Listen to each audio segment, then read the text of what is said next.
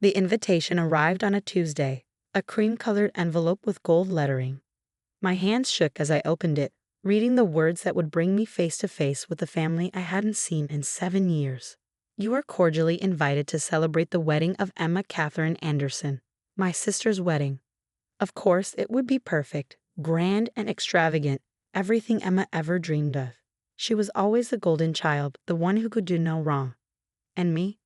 I was the disappointment, the one who dared to follow my own path.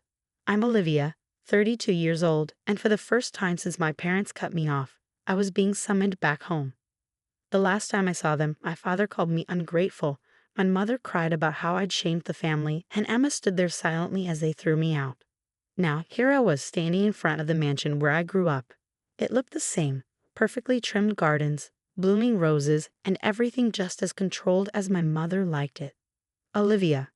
My mother's sharp voice cut through the air as she opened the door. No hug. No warm welcome. Just her usual critical stare. You're late. I glanced at my watch. I was actually 5 minutes early, but arguing was pointless. Hello, Mother, I said, forcing a polite smile. It's been a long time. She waved me inside, her heels clicking on the marble floors. Yes, well, that was your choice, wasn't it? Emma insisted you come for her wedding. The line must say, your appearance isn't what we'd hoped for. I looked down at my expensive designer suit, worth more than most people's monthly paychecks. It wasn't the conservative dress she would have preferred. Now, she said, leading me to the kitchen where caterers rushed around. You'll help with the arrangements, make sure everything runs smoothly, assist the staff, that sort of thing. The wedding must be perfect. I froze for a moment, realizing the truth. They hadn't invited me as a guest. They wanted me to work. Of course, I replied, keeping my voice calm. Whatever Emma needs. My mother nodded, satisfied. Good. At least you can be useful. Emma will be down shortly. Her fiancé, Thomas, comes from an excellent family. A merger between the companies is already in motion.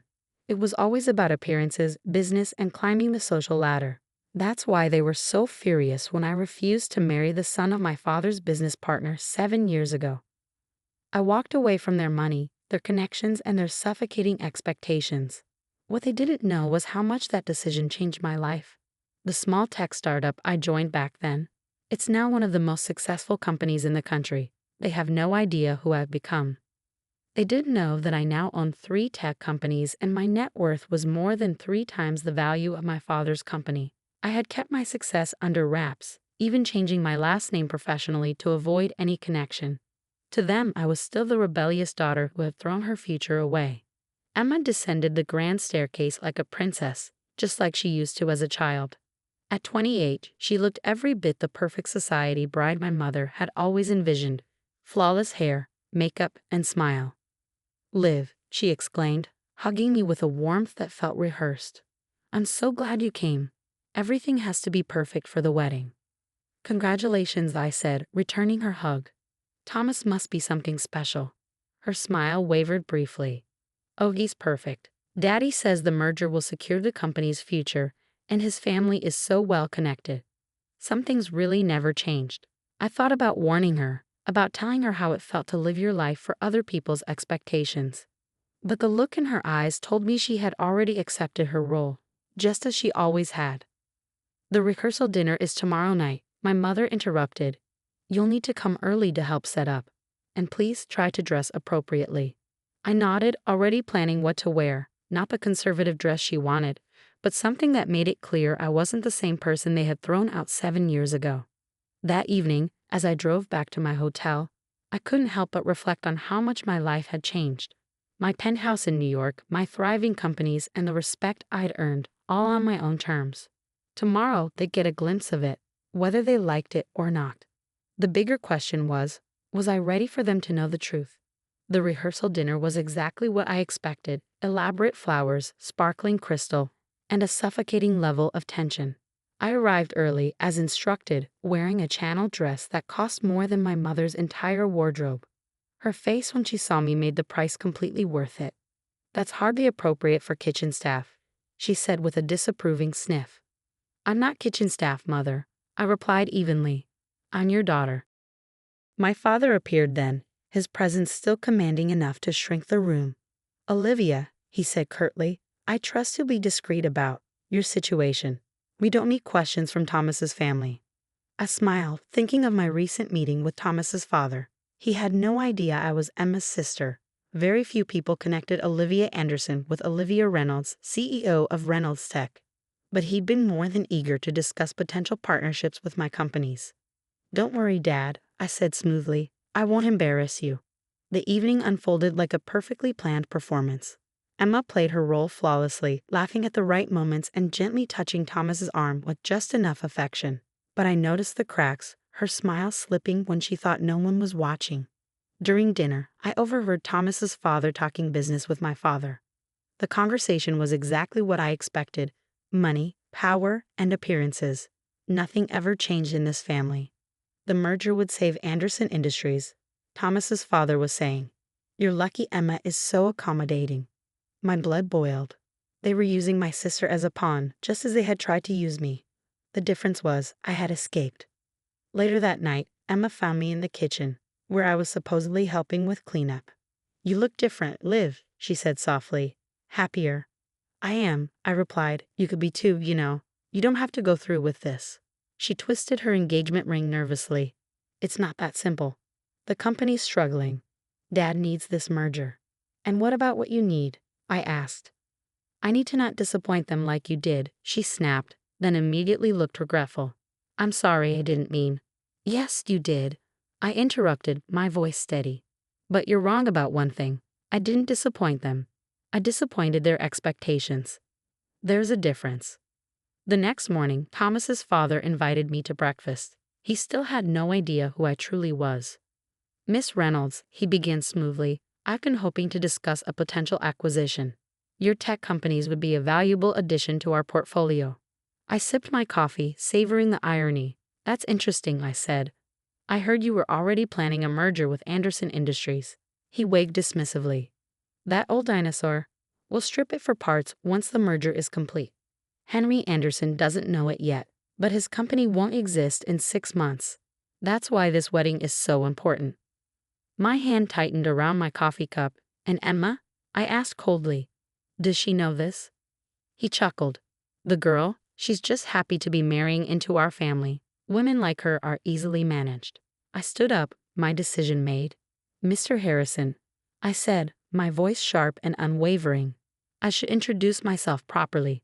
I'm Olivia Anderson, and my sister and I need to have a very different conversation." The color drained from his face as recognition dawned. But they began to understand that the daughters they tried to mold into their expectations had become stronger by choosing their own paths. The partnership between Reynolds Tech and Anderson Industries flourished. With the integration of cutting-edge technology, the company not only stabilized but thrived, becoming a beacon of innovation in the industry. As for Emma, she embraced her newfound independence. Moving to New York was a challenge at first, but she quickly found her footing. She enrolled in law school, inspired by a desire to make a real difference in the world. For the first time, she wasn't living for anyone else's approval, and her smile finally reached her eyes. Our parents, however, faced a harder adjustment. My father struggled with the idea that his company's survival depended on the daughter he had dismissed as a failure. My mother, ever the socialite, grappled with the reality that her perfect family image had crumbled. But slowly, they began to soften. They attended one of Emma's speeches on environmental policy and even visited me in New York, marveling at the life I had built. The shift wasn't instant or perfect, but it was progress. One evening, as Emma and I sat in her tiny New York apartment surrounded by stacks of her law books, she turned to me and said, "You know, Liv, you were right. Disappointing their expectations isn't the same as disappointing them." I smiled. "And it's never too late to rewrite your story. Our family wasn't perfect, and maybe it never would be. But for the first time in years, it felt real, built on truth, growth, and a newfound respect for the people we'd all become. And that was more valuable than any merger or fortune ever could be."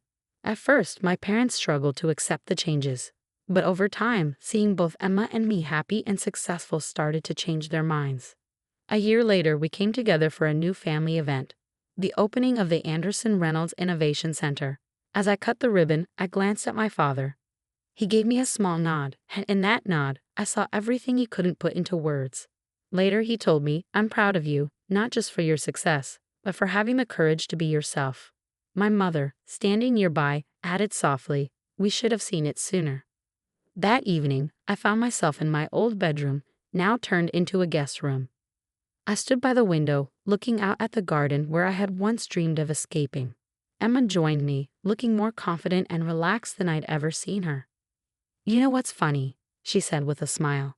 "They thought making you help with my wedding was a punishment, but it gave you the chance to save us all." I laughed. Sometimes the best revenge is just becoming who you're meant to be. These days, family dinners feel different. We no longer talk about arranged marriages or business deals. Instead, we talk about dreams, goals, and building things that truly matter.